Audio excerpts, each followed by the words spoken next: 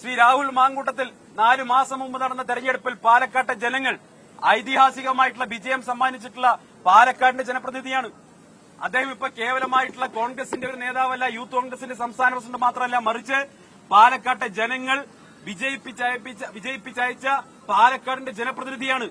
ആ ജനപ്രതിനിധിയുടെ തലയെടുക്കുമെന്നാണ് ഈ പാലക്കാട്ടെ ഒരു തുക്കട BJP നേതാവ് പറഞ്ഞിട്ടുള്ളതെങ്കിൽ അത് ഈ പാലക്കാട്ടെ ജനങ്ങളോടുള്ള വെല്ലുവിളിയാണ്, ജനാധിപത്യത്തോടുള്ള വെല്ലുവിളിയാണ്.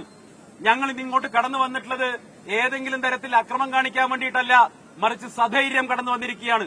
ഈ അക്രമത്തിന്റെ, കയ്യൂക്കിന്റെ, വയലൻസിന്റെ രാഷ്ട്രീയത്തിനെതിരായി രാഹുൽ ഗാന്ധി മുന്നോട്ട് വയ്ക്കുന്ന സ്നേഹത്തിന്റെ പ്രത്യയശാസ്ത്രമുള്ള ഒരു സംഘടനയാണ് ഞങ്ങൾ. പക്ഷെ സധൈര്യമാണ് കടന്നു വന്നിട്ടുള്ളത്. സ്നേഹത്തിന്റെ പ്രത്യയശാസ്ത്രം പറയുമ്പോഴും സധൈര്യം BJPയുടെ അക്രമ രാഷ്ട്രീയത്തിനെതിരായി നെഞ്ചുവിരിച്ചു നിൽക്കാനുള്ള ധൈര്യം ഇവിടുത്തെ യൂത്ത് കോൺഗ്രസിന്റെയും പ്രവർത്തകർക്കുണ്ട് എന്ന് ഓർപ്പിക്കാൻ ഞാൻ ആഗ്രഹിക്കുകയാണ്.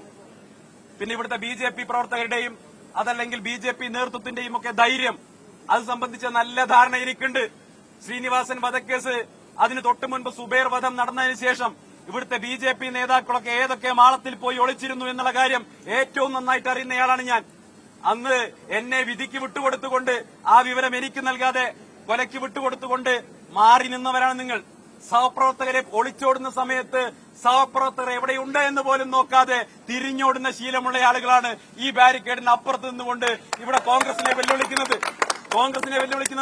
അതുകൊണ്ട് ഇവിടുത്തെ എന്റെ പഴയകാല സഹപ്രവർത്തകരോട് പറയാനുള്ളത്, BJP നേതാക്കളുടെ വീരസ്യം കേട്ടുകൊണ്ട്, അവരുടെ വാക്കുകൾ കേട്ടുകൊണ്ട് കോൺഗ്രസിന് നേരെയോ രാഹുൽ മാങ്കൂട്ടത്തിന് നേരെയോ വരാൻ നിങ്ങൾ തയ്യാറാവണ്ട. ഏതെങ്കിലും തരത്തിൽ കേസ് വന്നാൽ ഒരു സംരക്ഷണവും ഇവന്മാരുടെ കയ്യിൽ നിന്ന് നിങ്ങൾക്ക് കിട്ടാൻ പോകുന്നില്ല. അതിന്റെ ഏറ്റവും വലിയ ഉദാഹരണമാണ് കഴിഞ്ഞ ദിവസം എനിക്ക് വന്നിട്ടുള്ള ഒരു വധഭീഷണി. ഒരു RSSകാരൻ എനിക്ക് അയച്ച വധഭീഷണിയാണ്.